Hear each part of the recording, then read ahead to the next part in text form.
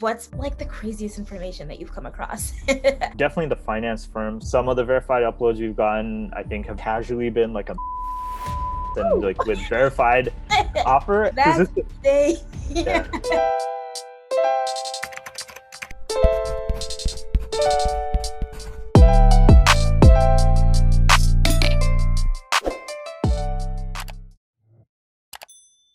Hi everyone, welcome back to my channel, and if you're new here, welcome. Let's get into the video. So speaking of monetizing your work, let's talk salary negotiations. So Levels is known for that famous homepage that displays all of the different salaries for different companies. Why is it so important for people to have these numbers known, for it to be kind of widely talked about? Firstly, I think transparency helps people understand their worth and what they should be commanding, as they go throughout their career. Of course, it helps them negotiate as well. And I think negotiation is probably one of the biggest pieces of this. Knowing the information is the first part of a successful negotiation, because you want to know, what the salary range is for your role and what the, lower end of the band is, what the higher end and upper end of the band is, and, how far you can go. Right. And so negotiation is like a huge part of our ecosystem on the site. A lot of people like to, they are savvy enough to negotiate on their own, and they'll use the information on our site to kind of enact their own negotiations. And we've gotten like a good amount of testimonials where people have been able to do that, which is amazing. But we also have like a service helping people negotiate their salaries. And the way we do it is we match you to a former tech recruiter who has ideally worked at companies that you're targeting, and they help you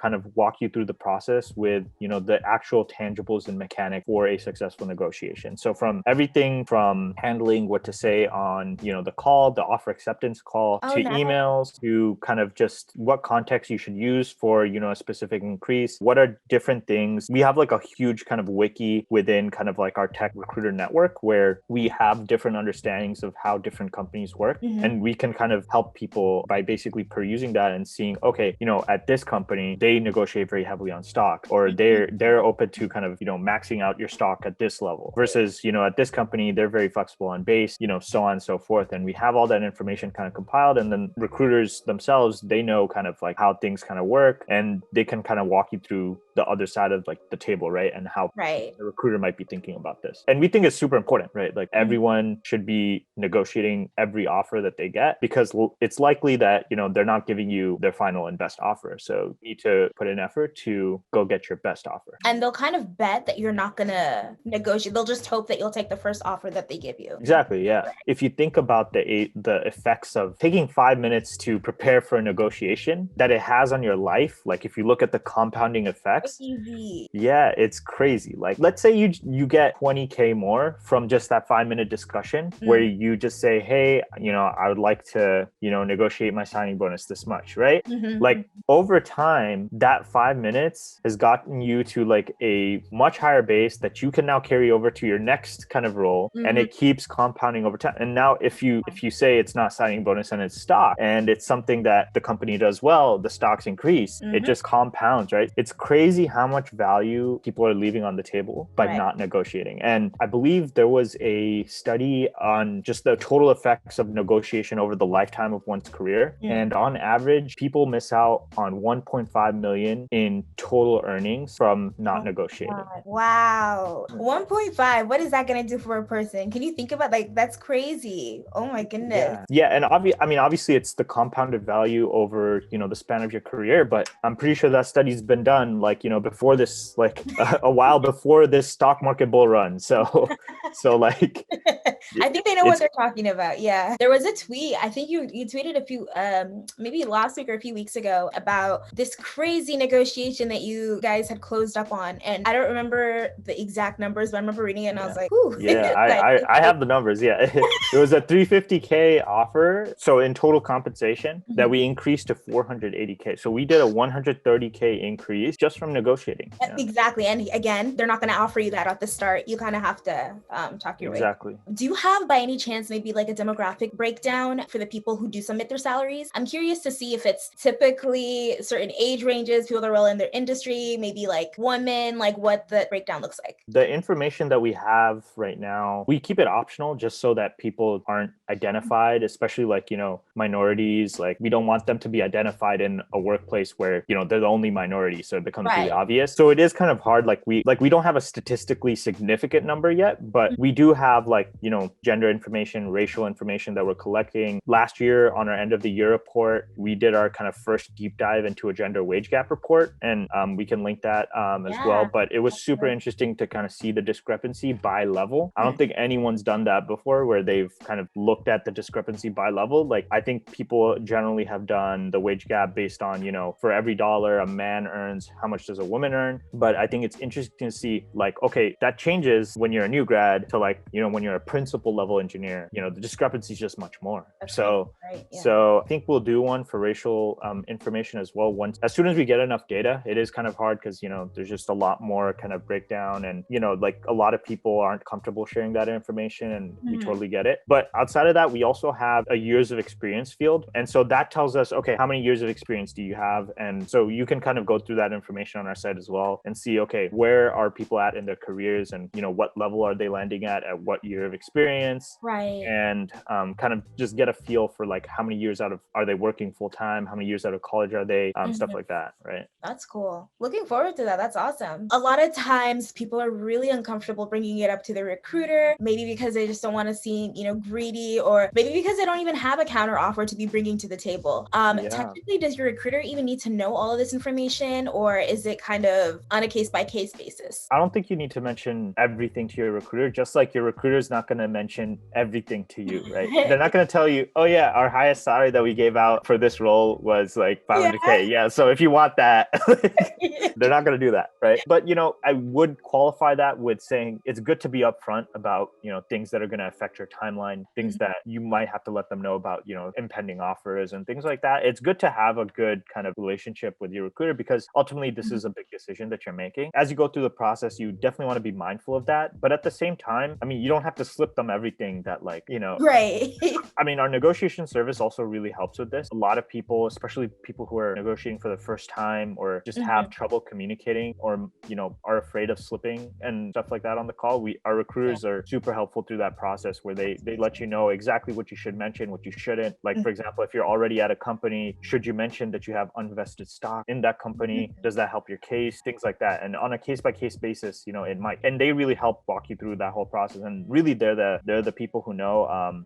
I wouldn't consider myself that, knowledgeable. I haven't really, been in the industry. And so I'm still learning from them, to be honest. But yeah, like maybe another session we can get one of our recruiters on with you or something. That would be so cool. So with negotiating, I know now that we're in a pandemic, a lot of people feel like I'm so grateful that I even got a job offer, and they probably think that it's unwise to try to negotiate. Do you think that people should still try to negotiate, or should they just take the first offer that they receive? Yeah, no, absolutely. You should always negotiate. Even like things may be kind of tough, and you might be grateful just to have a job. You should always put your best foot forward and negotiate and see what you can get, right? And the worst that a company can say is no. And even if they say no, like you're not trying to sell yourself short, right? And especially if you're equipped with the information that salaries are higher and there is a specific range, you absolutely have the right to ask your recruiter, like, what is the salary range for this role? And in California, Washington, a few other states, they legally have to actually answer that question. And oh, wow. I love that. So ask them for the range, try to understand like, where you kind of fall at, and definitely like negotiate. Because I've seen situations where people thought, oh, there's no way, like I got the highest band offer. They gave me that already. I looked up online. I asked my friends that they told me this is good. And I told them, just write them an email and say, hey, it's difficult for me to make, this decision right now, but if you can get me a signing bonus or something, I'm ready to sign today. Boom.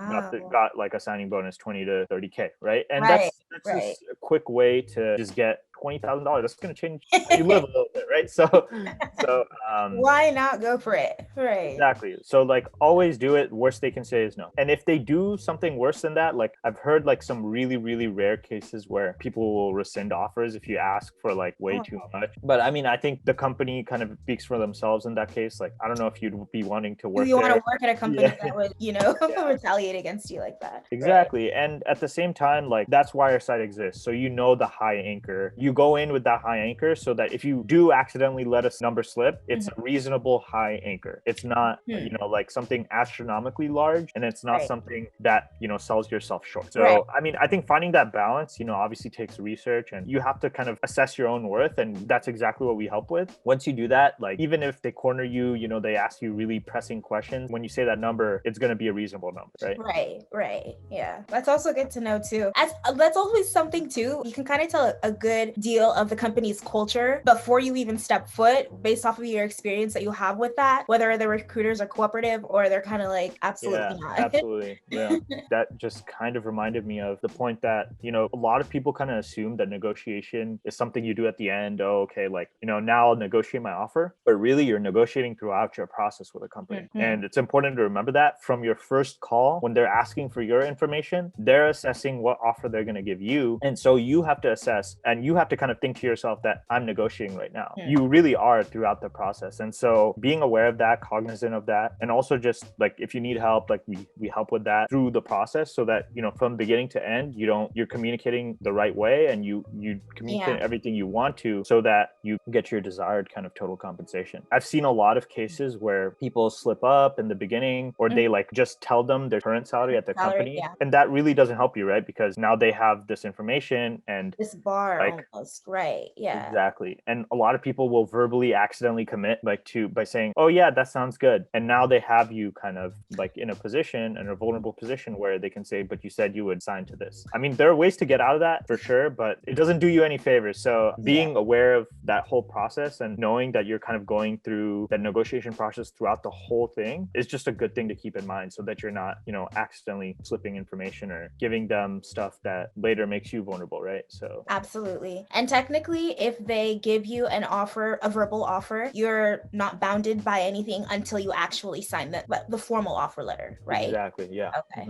Cool. Yeah. And so what you can do there, and what we kind of recommend to people, is kick the can down the road. Like if you're on an offer call, they gave you an offer, say, yeah, look, I need to think about this. I'm going to talk to my family. It's a big decision, really excited, but give me some time. I'll follow up with you by email. If possible, can you send me that written offer? Because you also want it written, right? That's like a tangible way to kind of handle that. But never say like yes on the phone, because that just doesn't give you room to negotiate, doesn't give you room to think about, the entire opportunity. And, really that's why they call you when they give you that offer, because they want to press you and, like to get that answer out of you, right? So that's something to be aware of, like a quick tip for people. But yeah, like definitely be aware of that and try to kick the can down the road as much as possible. And also, folks, you heard about the negotiating services. To make sure that you don't play yourself, be sure to check that out. So total compensation, or TC. So for someone who's just maybe going into the industry, whether this is their first internship or this is their first full-time role, what typically goes into their total compensation, or what can they expect? Total compensation is like a part of your total rewards at a company. The way I look at total rewards is everything that the company provides you, whether it's monetary and non-monetary. And total compensation includes,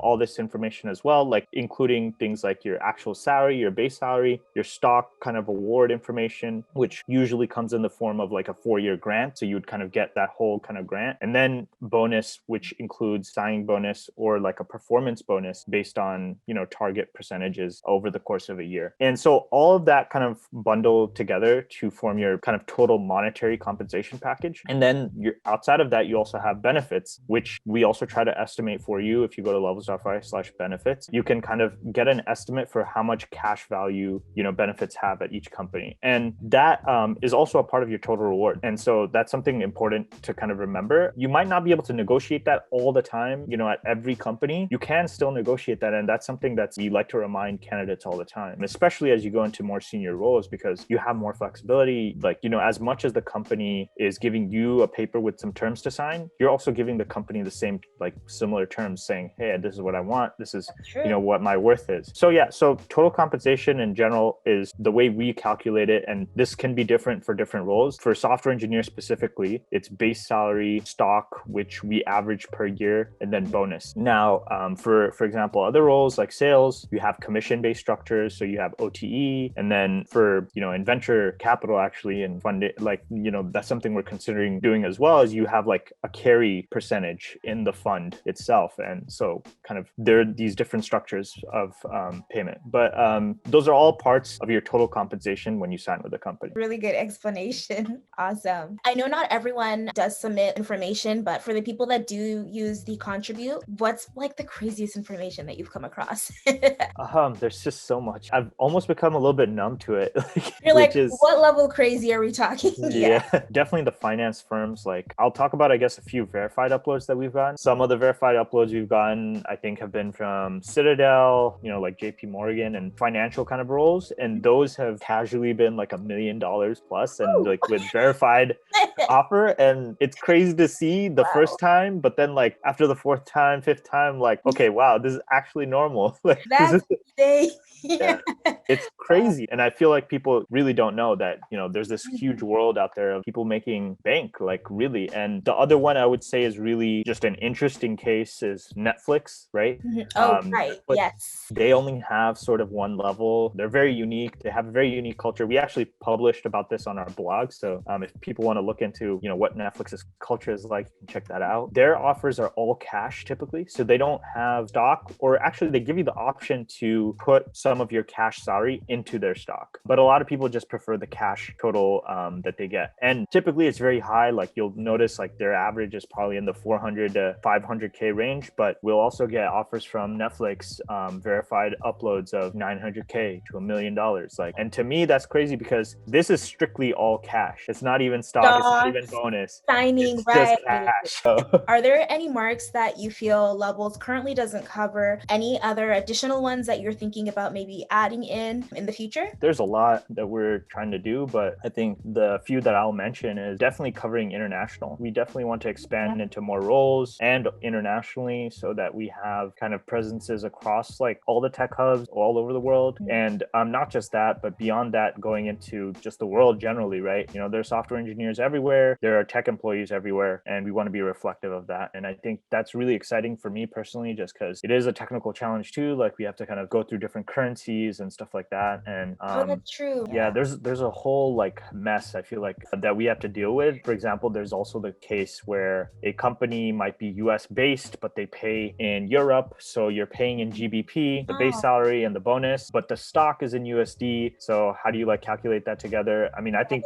the solution that we're going to do is just convert everything to GBP. Yeah, standardizing it. But there's a lot of like kind of random things that I feel like you wouldn't really think about that just come up. Like it's really interesting. It's interesting to globalize that. What does that look like? That's super cool. Yeah, I guess a few more things, like for example, like we also want to go into question and answer for companies. So like allowing people to post questions, answer people, like basically leveraging the community that we have, right? And allowing people to just help each other out. Aspects of culture, like at different companies, finding insights. Like we already do this. If you go to some companies like Amazon, Netflix, we have a good amount of insight on their overview page.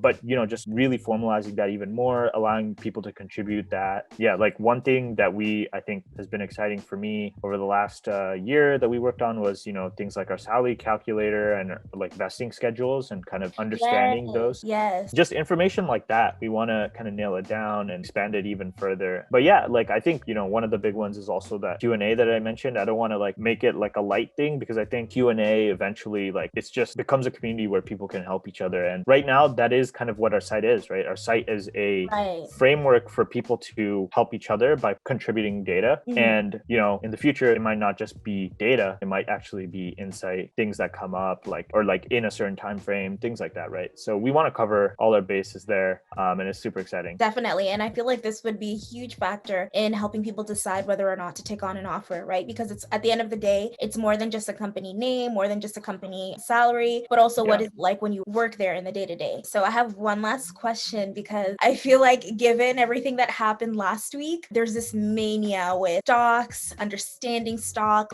knowing when to, buy, sell, that whole spiel. Do you think this is something that Levels will definitely carry or have some sort of information to have people understand in the future? So for private companies, we don't really have a good solution right now, but I think we do factor it in. So like if you go to our overview page that I mentioned earlier, for companies with public tickers here's, we have the stock kind of information for like the last 7 days, last 30 days. And then you can kind of just look at kind of what the share price is and kind of estimate what the share number would be like on some of the offers. At the same time, like we are very wary of like, actually factoring in appreciation or depreciation into our values, because it's a very dynamic thing. Stock prices are very dynamic, especially over time, like over the course of 10 years, it's going to be different. And so we try to capture a snapshot of what's going on with our salaries at the time frame of submission. So like if someone were to submit today, we're capturing a snapshot of what it is today, right? Okay, got it. Right. Yeah. And so as we collect data more, or as we collect more data more frequently, we'll have more snapshots all across time. And that will kind of help you understand like, exactly what pay looks like. Most people definitely want, the most recent information. And that's something that's going to be built as we get more contribution. That's just a huge plug for,